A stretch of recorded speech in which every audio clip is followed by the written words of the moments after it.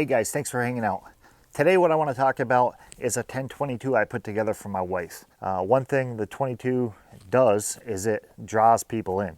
Whether it's your kids or a neighbor's kid or your wife, basically anybody. It's quiet, it's light recoiling, and it's a confidence booster. It gives them the ability to get behind the rifle and feel comfortable. And that's what it's done with her. She's always been a big pistol shooter. She carries daily. But the bigger rifles, bigger recoil, it's kind of scared her away and pushed her away from rifles in general. And the lighter 6mm and 6.5s have now been the new rifle of choice for precision rifle shooting or positional shooting type matches. I got away from the 308s, the 300 Win Mags, and I stepped it down to a faster, lighter bullet, which means lighter recoil. So she's basically been getting interested in this style of shooting, which is awesome for me. Anytime you can spend a little more time with your other half is always a good time. So on our way back from the Peacemaker shoot in West Virginia, maybe 2 weeks ago, we started looking into the NRL and especially the NRL 22 matches. It was actually her idea to start searching, and she went crazy until she said, holy shit, I found an NRL 22 match that's going to be held in our own state, which is odd because all summer we've been traveling all over the place. So that's actually a good thing. From what I know about the NRL, how it operates is there's basically one main headquarters, and then any club in the nation can host an NRL event. What they have to do is purchase a target kit from the NRL officially, so they're the same targets, the same size, and then they lay out their course, the same distances, the same stages as, say, somebody in California. So basically, whether you're shooting in Maine or you're shooting in Florida, you're both shooters are going to be doing the same stages, the same time, the same size targets, and it's kind of a cool way they laid it out. So this club up north is actually getting into it. I don't know how huge it'll be. It's their first event, but I plan on bringing some video, and right now I think there's 15 or 20 people registered, and a few of the guys that I shoot with regularly will be there, so it should be a good time. What I wanted to do was set her up a rifle that she can actually compete with in these shoots and basically hold her own. And I have a lot of Ruger 10-22s in general and kicking around in the gun safe, so I just took one and broke it down and ordered some parts last week, and they came in yesterday, and I threw the rifle together last night, and she's actually at work right now, so she should be home in about 45 minutes, and I'm hoping to surprise her with it. So I just wanted to give you guys a quick rundown of it before she gets here and before I give it to her. So it's basically, like I said, a Ruger 10-22. I basically added, tweaked a few things, little modifications here and there. One of the biggest upgrades if you want to do for your 10-22 is going to be the barrel. So I went with a Kid 16.5-inch lightweight barrel. The reason for I didn't go with a big target barrel, I wasn't sure exactly how heavy they are, and I wanted to keep the weight down because a lot of the shooting is going to be like from your knee or awkward positions. So the lighter the gun's going to be for her, the better it's going to be.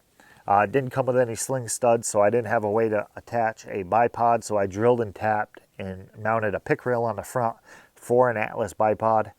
The stock I went with was a PWS. I believe it's Primary Weapon Systems. I'm not 100% sure on that, but it's a PWS Raptor stock. Pretty nice looking. You guys can see over here, it's got a nice cutout pistol grip. One thing is it's right hand only. That was kind of dumb of me because I shoot left-handed. So, but I mean, it's going to be hers anyway, so I don't plan on shooting it. But if she needs any help doing anything, I'm going to have to figure out a way to make that happen. But it's got a nice texture, kind of like a Bell & Carlson style stock, little grippy type stuff. It's got a nice cutout with a vertical pistol grip. It's got a place back here. It's smooth for a bag. It's got a nice comb and good sight picture. And all in all, it's a pretty nice looking stock. I added some Velcro on the bottom just to keep it from getting banged up on the barricade. It's a good way, unless you want to order like a barricade pad or something. Just put a piece of Velcro on the bottom. It'll keep it from getting scraped up. Another good thing about this stock was the bottom was squared off, so that's pretty important shooting off of a ledge or some sort like this. You get a little bit of stability. And even on a barricade, you got a flat bottom so you get good contact. One other thing I changed out was the pick rail for the scope to be attached. I went with a Tactical Solutions 20 MOA, I believe, base. They make good stuff. So one of the most important things precision style shooting is going to be your scope and your connection to the receiver. So that's got to be rock solid. My other stock was an Archangel that I had in it before, an Archangel 5.56, like an AR looking stock, and it had a plastic pick rail, and you couldn't change out the pistol grip. So I was limited, and I needed to go with something else. And basically I put all this together. I ordered it last week, and it all came in on the same day, which worked out good. And one more important thing, shooting is going to be your trigger. With the 1022 in general, there's thousands of different accessories, and it's basically how much money do you want to spend is how far you can go. The trigger kits are anywhere from 75 all the way up to 350 bucks for the high-end stuff. Even the kid triggers, I think, are 250, 300. So it's you can basically spend whatever you want to spend. What I wanted to do was make something affordable that's going to get good results and definitely increase the accuracy. So the barrel is going to be, I would say, 90% of your accuracy, at least 80% of your accuracy. The other 10% is going to be your ammo, and then 10% is going to be your setup with your scope and how secure your receiver is going to be in the stock, whether it's bedded or not. So I'm not going to get carried away with this, but I wanted to show you guys. And I had a few Vortex PSTs kicking around, so I threw one on this. It's kind of a scope that just bounces around from rifle to rifle. And so all in all, sweet setup. It is threaded, so she can run a silencer. And one thing she has been talking about is the spiked feet. So I picked up a set of spiked feet for the Atlas bipod, and I think she'll be thrilled.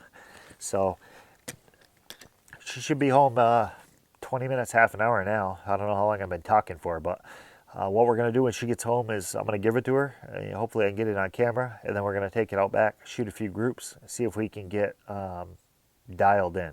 One thing shooting 22 is they don't necessarily give you a ballistic coefficient for the bullet, and even if you have a chronograph but you don't have a BC, it's kind of hard to calculate what your bullet drop's going to be. So what we're going to do, the range we're going to shoot at up north, I believe, is from 0 to 125 yards. So what I want to do is at least get the distances from 0 to 150. We'll probably do it in 25-yard increments. And if you guys have big centerfire rifles or whatever for a gun and you don't have a chronograph, this would be the way to do it. So basically we're going to set a target up at a specific distance. We're going to zero the rifles at 50 yards. I'm going to shoot my rifle and make sure it's zeroed in.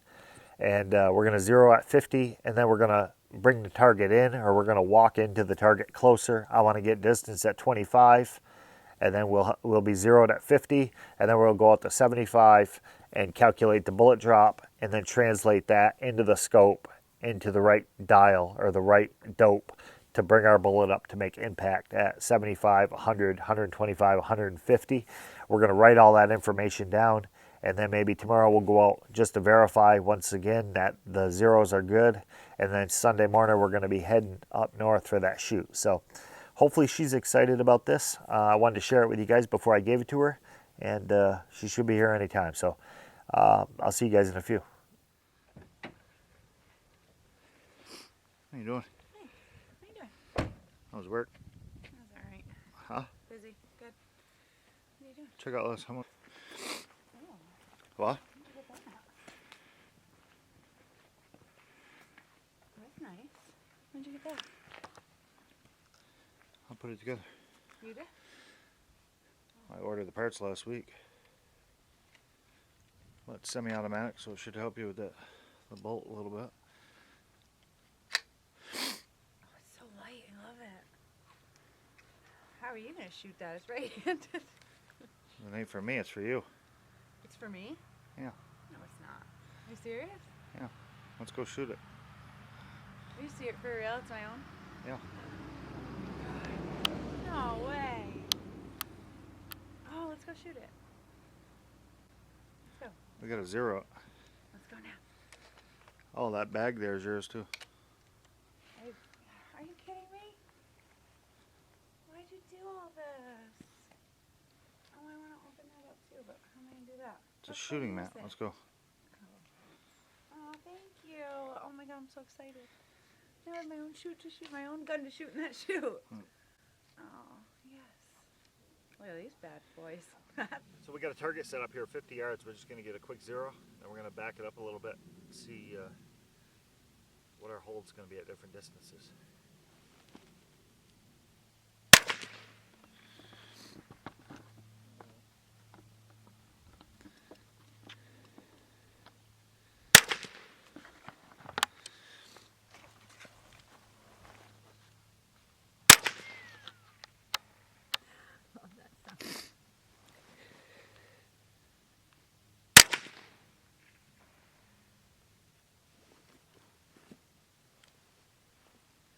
Yeah.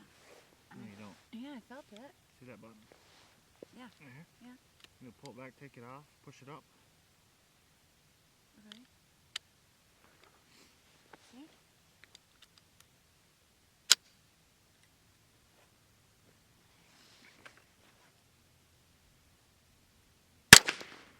Perfect.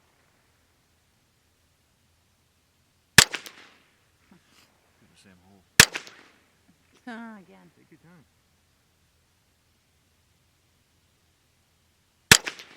Cool. Here. That's all in the same hole. Alright, clear that. Box bolt. Bottom. Locks it. Release it. Alright guys, we're going to take you a walk down, take a look at that group. That's it. What?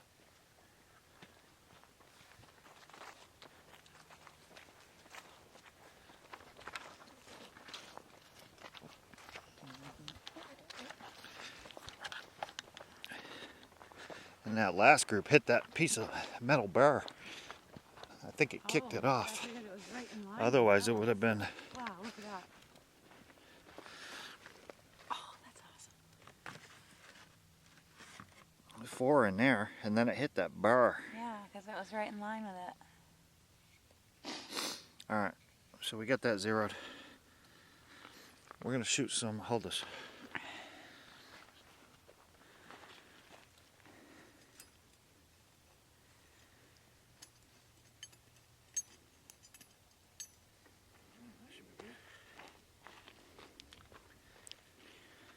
Where's that other target? Oh, it's over there. Go back to 100 before it gets dark. Okay. 3 o'clock, and the sun's almost going down. It's crazy. I gotta love Vermont.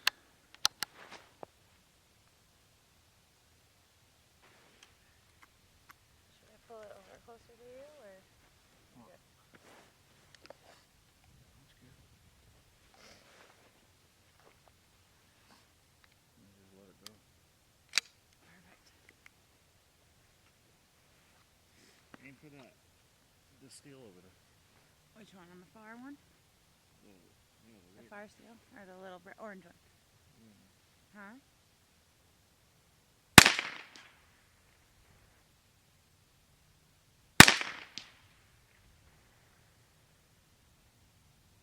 Okay, I got it.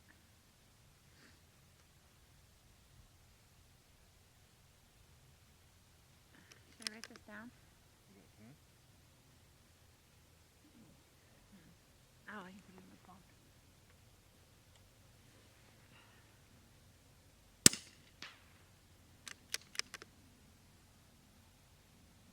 This is where a chronograph and a BC comes in handy, because then you don't have to do any of this. You just shoot through a chronograph, get your speed, get your ballistic coefficient of your bullet, which is normally marked on the box so you can find it online, and then put it into a calculator, a Kestrel or a app or something like that, and then it'll spit out a whole bunch of numbers. And you can just go out to different distance, try those numbers. If you're low or you have to make any adjustments, you can put it into the computer, and basically what it's called truing your computer, and then that'll create accurate data for every yardage below and above the yardage you're shooting at. So we don't have that ability, so this is kind of the old school way. I could shoot through a chronograph and get the speed, but I don't have the BC for the bullets. So if you're shooting with a bigger rifle, you'd basically do the same thing, just at different distance. Set a target, zero your rifle at 100, and then walk back 150, shoot at the same dot, watch the bullet drop, measure it, or you can look through your scope. If you got a front focal plane scope, you can measure it, make the adjustment on your scope, and then shoot bullseye hopefully. Then you can go back to 200, still shooting at the same dot. The bullet's going to drop a little farther. Look through your scope, calculate the distance, make the correction, take another shot until you get 0, and then just keep going as far as you want to shoot. So it's kind of the hard way of doing things, but it's the only thing we got. So we're on at 100 at what? 2.1 mils elevation at 100. So let's take a couple more shots at 100. We'll go back 25 more yards.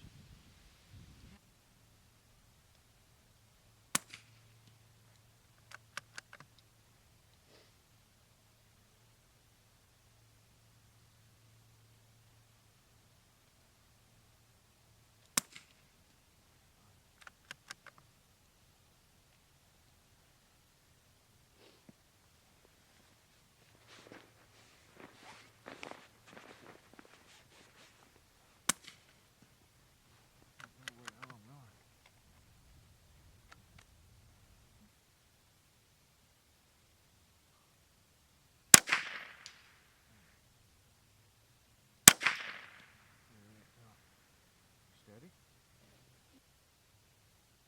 Is that right or left? I can't tell. Looks like it's right. Left there. Hey guys, I just got back to the house here and I realized that about 25-30 minutes of my video didn't film. My battery died in my camera and I didn't want to leave you guys with a video without an end in. So I just wanted to get back here to the house and talk a little bit about what we did today and what we found out, or what the issues were we were having. So we ended up by going out and I gave her the gun. She was plenty happy. We went out and we zeroed it at 50 yards. Got a good zero, as you can see in the video. And then we stepped it out a little bit, 100, 125, 150 yards. And we wrote down all the information for the correct bullet drop. She's shooting plenty good groups. We did have a few issues with failure to eject. And that was only with the low velocity type stuff. When I got back to the house here, I went on the internet and I looked to see if other people were having issues, and some other people were. And Kid actually responded and said it's because they have a really tight chamber, and it's kind of finicky as far as ammo if you want a match grade chamber. So I'm assuming that was the problem I was having, but I think it's a little bit more than that. I think it has to do with the cold weather. I brought out some different ammo. I ended up by shooting some Federal Gold Medal Match high velocity. I shot some Ely green box subsonic, some Aguila 22 subsonic, and then we went with the yellow box Ely target. We shot a bunch of that, and I shot some of the Browning BPR high velocity stuff that's running about 1400 feet per second. I think that stuff's a little overkill. It's more aimed towards hunting type scenarios, and we're only shooting out to 125 yards, so I don't think we need that super fast bullet at 1400 feet per second in a competition type thing. So I'm going to put that stuff aside and we're going to work on what we have here. The issue with the failures to eject were only with the low velocity, the subsonic type ammo. Both the Aguila and the Ely was having the same issue, and I'm assuming that that's because of the cold temperatures outside. It's about 25 degrees, and the only issues we had were with the subsonic type stuff. So we're not going to use that at all. We're going to push that aside, and the Federal Gold Medal Match, the high velocity stuff shoots great. It always does. But the best groups we got were definitely with the Ely yellow box, the target ammo, which I assumed shoots good out of any 22 I've ever shot, and it will make a big difference in your groups and your accuracy, and it's fairly affordable. It's about $7 a box, give or take. I ended up by getting this on sale for $6.50. Sometimes you see it for $7.99, but it's right around that $7 mark. So for match grade or target type ammo, I think it's the best you can get. From there, the prices skyrocket. So you can get up to $15, $20 a box for the good stuff. That's for the guys shooting for like $25,000. Big prizes. I'm not there. This is more like a club type shoot. So the Ely yellow box is plenty for me. And once we switch from the subsonic to the standard velocity stuff or the high velocity, we didn't have any issues with the failures to eject. So all in all, she's plenty happy with the firearm. She was having some issues with the bolt release, and the 1022 is kind of finicky. It's kind of a screwed up way that they set up their bolt. My main reason for going with the 1022 was because it's semi-automatic, and there's so many upgraded parts you can get for the 1022, so you can change anything you want, especially if you don't like it. But the bolt release is one thing we're going to have to come up with a solution before Sunday, because every time you're done with the stage, you're going to show clear. You're going to have to lock this bolt back, and then when you get up to the stage, you have to obviously load the magazine chamber around and just sit up there and mess around with this thing. I don't really have an issue. I'm not sure why she is, but it's her gun, and I want to make sure that she can operate it properly and not be embarrassed or anything like that, because I don't want to turn her away. So I may take the Dremel out and create my own little auto bolt release, and that'll solve that problem. So that's about all I got. Hope you guys enjoyed watching the video, and Sunday is going to be that little shoot up north. So early Monday or Tuesday, I'll probably be posting some video footage from that. And if you guys have any questions, especially on the trigger job for the 1022, just let me know. I already posted a video. I already filmed the video. I just didn't post it because I thought maybe it would get out there to somebody that is immature or not very knowledgeable and do something stupid or mess their firearm up. I don't want to be blamed for it. So as long as you're knowledgeable, it's a pretty simple, straightforward procedure, literally half an hour. I got the trigger pull down to a consistent 2.1, 2.2 pounds, which is perfect for this. It actually feels a little bit lighter than that. If you got any questions, let me know, and I'll see you early next week.